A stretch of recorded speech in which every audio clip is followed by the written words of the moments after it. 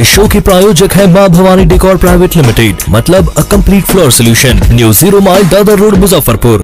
अब जमीन रहता है, विभिन्न प्रकार के गड्ढों को समतल करके लाखों रुपया लगा के पहले हम लोग उद्यमी लोग उस ज़मीन को डेवलप करते हैं। ज़मीन को डेवलप करने के बाद हम लोग उसमें भवन निर्माण करते हैं। भवन निर्माण करने के बाद प्लांट और मशीनरी लगा के पैसे से अपने घर के जमा पूंजी को, सारी जमा पूंजी को लगा के बहुत आशा और उम्मीद और बहुत हौसलों के साथ आते हैं। परिवार में बड़ी खुशी होती है कि लोग उद्योग लगाने जाए हैं। लेकिन बिहार सरकार जिस तरह से हमेशा प्रचार करके बताती है उद्यमियों को कि आप आएंगे, विभिन्न प्रकार की सुविधा दी जाएगी, बहुत अच्छा मार्केट दिया जाएगा, आपको सरकार का काफ़ी सहयोग मिलेगा, लेकिन यहाँ आने के बाद ठीक उल्टा होता है। पल पल पर घर मिनट हमको सरकार के विभिन्न प्रकार के नियम कानून से हम लोग इतने दब जाते हैं कि हम लोग काम जो करना चाहते हैं वो नहीं कर पाते हैं। इतने नियम कानून बताए जाते हैं जो आदमी को पहले नहीं बताया जाता। दूसरा एक बहुत सबसे बड़ा मुद्दा ये है कि बियडा में सारे लोग जानते हैं कि ये एक जल ग्रहण क्षेत्र है शहर का। हमेशा साल के 6 महीना 3-3 फीट पानी लगा रहता है और 2-3 साल के विकट 2-3 सालों में ऐसा परिस्थिति आया कोविड के परिस्थिति के कारण दुनिया के जो विकसित देश थे वो भी गड़बड़ा गए। और मुजफ्फरपुर तो मुजफ्फरपुर था, मुजफ्फरपुर का सारा उद्यम इतना ज़्यादा गड़बड़ाया कि लोगों की जमा पूंजी जो थी वो जमा पूंजी खत्म हो गई। सरकार को इस समय क्या चाहिए था कि दुनिया के सारे देशों ने ऐसे उद्यमियों को प्रोत्साहन देने के लिए प्रोत्साहन राशि का इंतजाम किया, उनके पास आए और पूछा कि आपको क्या दिक्कत हुई। लेकिन यहाँ उल्टा होने जा रहा है। पहली बार यहाँ सरकार, जब कोविड और इस बाढ़ से हम उभरे हैं, तब सरकार कहती है कि नहीं अब जाइए आप लोग। उल्टे हम लोग को लगा, अब हम लोग तैयार हो रहे थे कि चलो 3 साल से परेशान हैं, कुछ काम करेंगे, काम करके अपने पुराने घाटा को मेकअप करेंगे। अचानक पता चलता है अखबार के माध्यम से, विभिन्न प्रकार के माध्यम से, सूचना तंत्र से कि बियडा में जो फैक्ट्री किसी कारण से फिलहाल बंद है उसको अधिकृत कर लिया जाए। ठीक है, अधिकृत भी करें, लेकिन पैसा जिन लोगों ने, कोई मुफ्त में बियडा ने ज़मीन नहीं दिया है, पूरी कीमत ली है। और नए उद्यमी को जो ज़मीन देंगे वो पूरी कीमत लेके देंगे।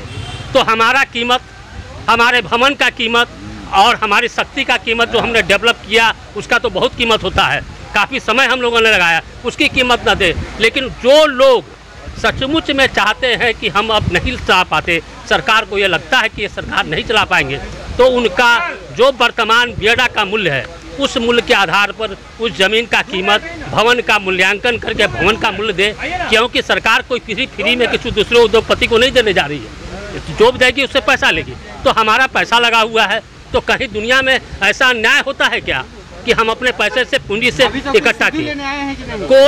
कोई सरकार के कोई प्रतिनिधि न हमारे किसी अधिकारी ने आज तक ये पूछने तक नहीं आए कि आप लोगों को क्या तकलीफ़ है। हम लोग तकलीफ़ का निवारण करना चाहते हैं, ऐसा हम लोग इस उम्मीद में बैठे हुए हैं और लगातार हमको उम्मीद है। कितना दिन धरना का हो गया और कितना दिन तक? 26 तारीख से हम लोग लगातार अपना काम धाम, जो हम लोग को अभी काम धाम करना चाहिए था, हम लोग सब काम धाम करने वाले लोग हैं, चुपचाप बैठने वाले लोग नहीं हैं जिनको देख रहे हैं आप।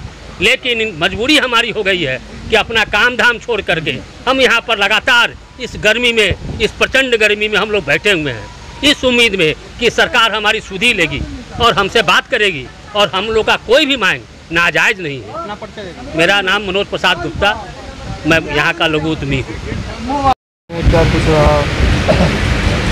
हम लोग की एकता सबसे बड़ी है और ये लड़ाई हम लोग अंत तक करेंगे जब तक बियडा और सरकार हम लोग की मांगे नहीं मान लेती। हम लोग की एक मुख्य मांग है, जो बियडा गलत तरीके से कैंसिलेशन कर रही है, इसको अविलंब वापस लें और जिस यूनिट को समझते हैं नहीं चला रही है तो उसके उद्यमी को साथ बैठ के एक मर्यादित तरीके से एग्जिट पॉलिसी में उनको लाएं।